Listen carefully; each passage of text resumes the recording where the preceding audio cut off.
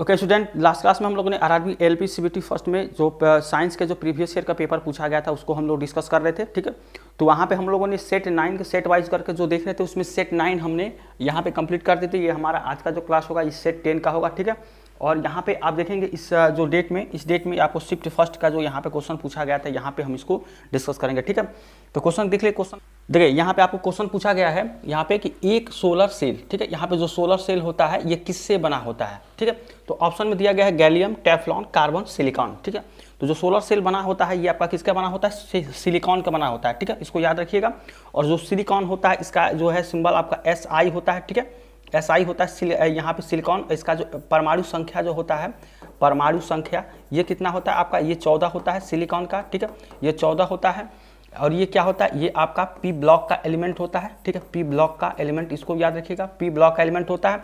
और यहाँ पे ये ग्रुप नंबर 14 जो होता है उसका एलिमेंट होता है। ठीक है, इसको भी याद रखिएगा, ग्रुप नंबर यहाँ पे 14 का एलिमेंट होता है। इसका जो परमाणु भार होगा, परमाणु द्रव्यमान जो होगा, ठीक है, परमाणु द्रव्यमान की बात करें तो कितना हो जाएगा, ये आपका 28 होता है। ठीक है, इसको याद रखिएगा यहाँ पे सिलिकॉन का। ठीक है, इसके बाद है आपका कि सोलर सेल, इसके बारे में दिया था। सोलर सेल क्या करता है, ये आपको सौर ऊर्जा को किसमें यहाँ पे रूपांतरित करता है, विद्युत ऊर्जा में रूपांतरित करता है। यानी कि सौर ऊर्जा को, ये जो सौर ऊर्जा होता है सोलर सेल, ये आपको किसमें, यहाँ पे सौर ऊर्जा को विद्युत ऊर्जा में, ठीक है, विद्युत ऊर्जा में ये रूपांतरित करता है, विद्युत ऊर्जा।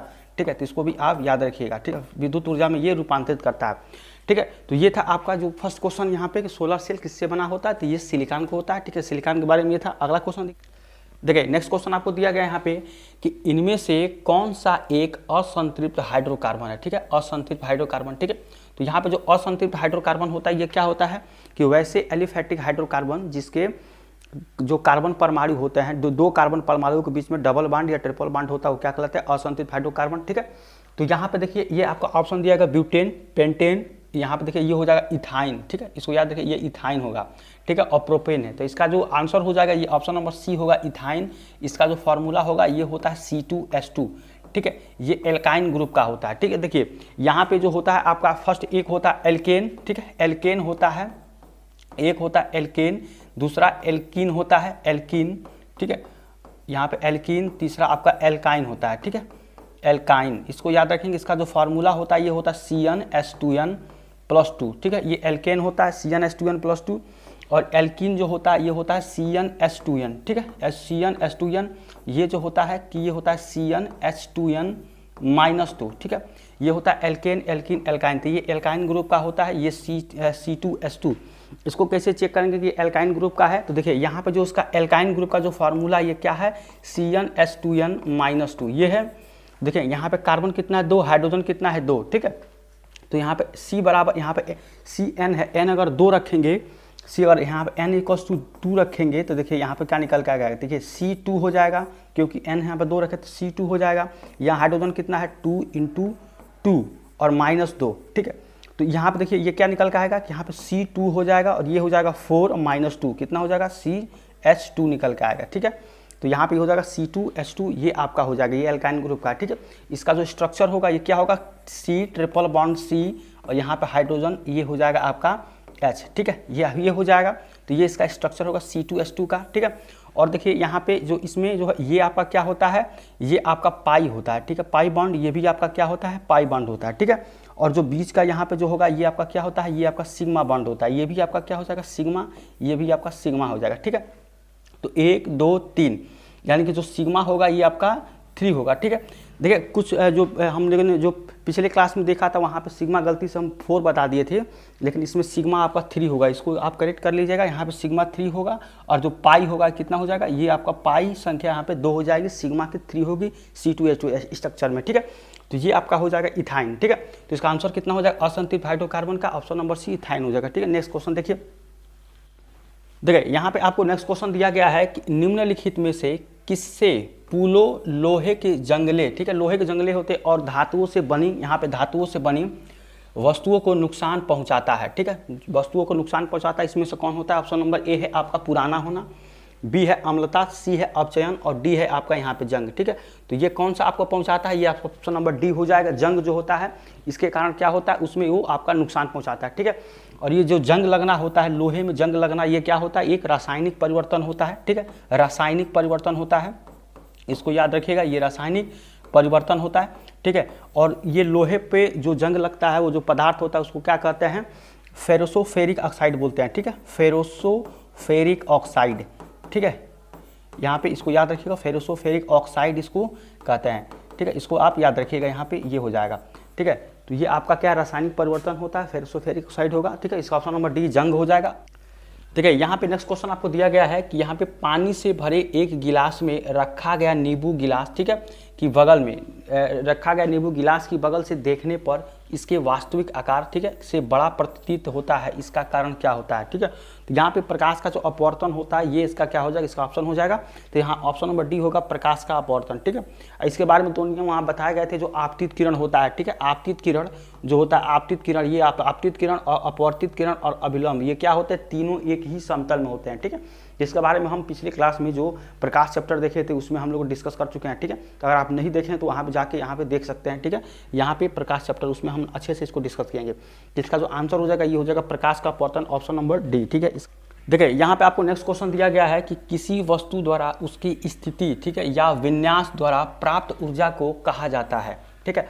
तो किसी वस्तु की उसकी स्थिति और विन्यास द्वारा प्राप्त ऊर्जा होता है, जैसे यहाँ ऑप्शन में विद्युत ऊर्जा दिया गया है, गतिज ऊर्जा, स्थितिज ऊर्जा, परमाणु ऊर्जा, तो इसका आंसर क्या हो जाएगा, स्थितिज ऊर्जा हो जाएगा, ठीक है। स्थितिज ऊर्जा और किसके बराबर होता है, ये होता है mgh के बराबर होता है, ये आपका स्थितिज ऊर्जा, पोटेंशियल एनर्जी इसको कहते हैं, ठीक है। और इसका जो उदाहरण होगा स्थितिज ऊर्जा का, ये क्या होता है, तने हुए धनुष में क्या होता है, स्थितिज ऊर्जा होता है, ठीक है। तने हुए, यहाँ पे तने हुए धनुष में, ठीक है, इसको याद रखिएगा, तने हुए धनुष में क्या पाया जाता है, स्थितिज ऊर्जा, ठीक है। दूसरा आपका होता है कि ऊंचाई पर बैठी, यहाँ पे ऊंचाई पर बैठी चिड़िया जो होती है उस पे में क्या होता है, ऊंचाई पर बैठी चिड़िया जो होती है उसमें भी क्या होता है, आपका स्थितिज ऊर्जा होता है। तीसरा क्या होता है, यहाँ पे जो घड़ी की चाबी होती है उसमें भी क्या होता है, आपका स्थितिज ऊर्जा होता है, ठीक है, घड़ी की चाबी में, ठीक है। तो इसको भी आप याद रखेंगे, ठीक है, घड़ी की चाबी में। तो ये आपका एग्जाम्पल था कुछ स्थितिज ऊर्जा के बारे में, इसका फॉर्मूला होता है mgh। नेक्स्ट क्वेश्चन देखिए, नेक्स्ट क्वेश्चन आपको दिया गया यहाँ पे कि लेड नाइट्रेट को जोरदार ढंग से गर्म करते समय निकलने वाली जो लाल भूरे रंग की गैस होती है, ठीक है। तो यहाँ पे जो आपको लेड नाइट्रेट को जब गर्म करेंगे तो यहाँ पे आप गर्म करते समय निकलने वाली जो लाल भूरे रंग की गैस का नाम बताना कि कौन सा गैस निकलता है। तो यहाँ पे option number A nitric oxide, nitrogen pentoxide, nitrogen dioxide, nitrogen oxide, ठीक है। तो यहाँ पे लाल भूरे रंग जो निकलता है ये होता है नाइट्रोजन डाइऑक्साइड, ठीक है।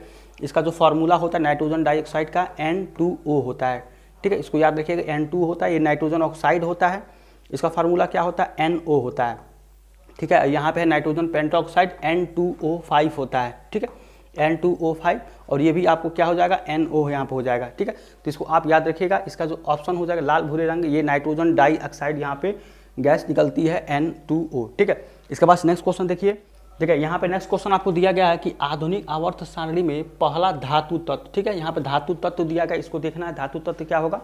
तो यहाँ पे जो पहला धातु तत्व होगा ये आपका लिथियम हो जाएगा, ठीक है, इसका आंसर हो जाएगा लिथियम। लिथियम का परमाणु संख्या कितना होता है, परमाणु संख्या ये आपका कितना होता है, ये होता है 3, ठीक है। और परमाणु द्रव्यमान कितना होता है, यहाँ पे परमाणु द्रव्यमान ये आपका होता है 6, ठीक है। और ये आपका एल्कली मेटल का एलिमेंट, जितने भी एल्कली मेटल में आते हैं उसका एलिमेंट होता है, और एस ब्लॉक का एलिमेंट होता है, इसको भी याद रखिएगा, ये होता है एस ब्लॉक का एलिमेंट होता है, ठीक है, इसको भी आप याद रखिएगा। तो इसका जो पहला जो धातु तत्व आधुनिक आवर्त सारणी का हो जाएगा लिथियम, ठीक है। तो इसका ऑप्शन नंबर ए। अगला देखिए, नेक्स्ट क्वेश्चन आपको यहाँ पे दिया गया है कि वायु में 0 डिग्री सेंटीग्रेड तापमान पर ध्वनि की गति कितनी होती है, ठीक है। तो 0 डिग्री सेंटीग्रेड तापमान पर जो यहाँ पे वायु में जो ध्वनि की गति होती है ये आपको कितनी होती है, 331 मीटर प्रति सेकेंड, ये आपका हो जाएगा आंसर 331 मीटर प्रति सेकेंड, ठीक है। और 0 डिग्री सेंटीग्रेड पर ही पारा में कितना होता है, वायु की जो चाल होती है, वायु की जो चाल होगी, वायु की चाल ये आपका यहाँ पे 0 डिग्री सेंटीग्रेड पर, 0 डिग्री सेंटीग्रेड पर पारा में कितना होता है, ये आपका होता है 1450 मीटर पर सेकेंड, ठीक है। इसको आप याद रखिएगा, 1450 मीटर पर सेकेंड होता है वायु की चाल 0 डिग्री सेंटीग्रेड पर पारा पे, ठीक है। इसको भी याद रखिएगा, इसका आंसर हो जाएगा ऑप्शन नंबर बी 331 मीटर पर। देखिए यहाँ पे नेक्स्ट क्वेश्चन आपको दिया गया है कि बायोगैस बायोमास से किस प्रक्रिया के माध्यम से उत्पन्न होती है, ठीक है। तो बायोगैस बायोमास के किस प्रक्रिया से उत्पन्न होती है, ऑप्शन नंबर ए आपको प्रभाजी आसवन, विनाशकारी आसवन, शुष्क आसवन, अवायवीय किण्वन, ठीक है। तो इसका जो आपका आंसर हो जाएगा ये ऑप्शन नंबर डी हो जाएगा, ठीक है, अवायवीय किण्वन, ठीक है, इसका जो आपको इस प्रक्रिया के माध्यम से उत्पन्न होती है, ठीक है। और ये बायोगैस जो होता है, ठीक है, इसका जो ऊष्मीय मान होता है वो आपका कितना होता है, ऊष्मीय मान, ये आपका यहाँ पे ऊष्मीय मान जो होगा इसका जो वैल्यू होता है ये होता है 1100 से लेकर 1750 यहाँ पे किलो कैलोरी यहाँ पे पर केजी ये होता है ऊष्मीय मान। और बायोगैस में एक चीज़ और क्या पाया जाता है यहाँ पे, मीथेन गैस जो होता है, मीथेन गैस, ठीक है। और मीथेन गैस का फार्मूला क्या होता है यहाँ पे, ये आपका होता है CH4, ठीक है। और ये 65% पाया जाता है, ठीक है, बायोगैस में। बायोगैस मीथेन गैस 65% होता है, इसका फार्मूला होता है CH4, ठीक है। इसको भी आप ध्यान दीजिएगा, ठीक है। तो इसका आंसर नंबर डी हो जाएगा। अगला देखिए नेक्स्ट क्वेश्चन आपको यहाँ पे दिया गया है कि निम्न में से कौन से यौगिकों में एक डबल बॉन्ड है, ठीक है। तो यहाँ पे डबल बॉन्ड आपको बताना है, ठीक है। तो यहाँ पे ऑप्शन देखेंगे, पहला आपको इथीन दिया गया, इथेन दिया गया, इथिलीन और मीथेन यहाँ पे दिया गया, ठीक है। तो यहाँ पे जो ऑप्शन नंबर ए होगा इसमें आपका डबल बॉन्ड होता है, ठीक है। इसका जो फार्मूला होता है इथीन का, ये कितना होता है यहाँ पे C2H4, ठीक है, ये होता है C2H4। और इसका जो स्ट्रक्चर होता है C डबल बॉन्ड, यहाँ पे ये एक हाइड्रोजन, एक ये हाइड्रोजन, ठीक है। यहाँ पे हो जाएगा ये हाइड्रोजन, ठीक है, ये हो जाएगा आपका। तो यहाँ पे देखिए आप डबल बॉन्ड यहाँ पे है, ठीक है। तो इसमें आप नंबर ऑफ सिग्मा और नंबर ऑफ पाई बता सकते हैं, ठीक है। तो यहाँ पे जो पाई होगा एक ही पाई यहाँ पे होगा, सिग्मा कितना हो जाए 1 2 3 4 5, यहाँ पे 5 हो जाएगा, ठीक है। तो ये भी आप इसमें काउंट कर सकते हैं। तो इसमें जो आपको डबल बॉन्ड पूछ रहा था, डबल बॉन्ड कितना, तो यहाँ पे इथीन में हो जाएगा C2H4 हो जाएगा। और ये क्या होगा, एल्कीन ग्रुप का ये एलिमेंट होता है, ठीक है, ये यौगिक होता है। देखिए यहाँ पे एल्केन होता है, एक होता है एल्केन, एक होता है एल्कीन, ठीक है। एल्कीन अभी हम आपको बताए हैं, एल्केन, एल्कीन, एल्काइन। इसका फार्मूला क्या होता है CnH2n+2, इसका क्या होता है CnH2n, और ये होता है CnH2n-2, ठीक है, ये होता है। तो यहाँ पे एल्कीन ग्रुप का जो होगा CnH2n, इसका जो होगा यहाँ पे ये आपका जो होगा इथीन होगा, ठीक है। तो यहाँ पे CnH2 इस पर रखेंगे तो ये हो जाएगा CnH2n। इस पे जगह C का वैल्यू, N का वैल्यू अगर 2 रखेंगे, N बराबर 2 रखेंगे तो क्या आ जाएगा यहाँ पे C2, और यहाँ पे 2 × 2 ये हो जाएगा। तो ये कितना आ जाएगा C2H4, ठीक है, यहाँ पे हो जाएगा C2H4। तो इस तरह से आप यहाँ पे स्ट्रक्चर देख के बना के देख सकते हैं कि इसमें डबल बॉन्ड है। तो यहाँ पे C2H2 यहाँ पे, क्योंकि यहाँ पे कार्बन 2 ये या 2 ये इस बन जाएगा तो 4 इसका फाइनल हो जाएगा, ठीक है।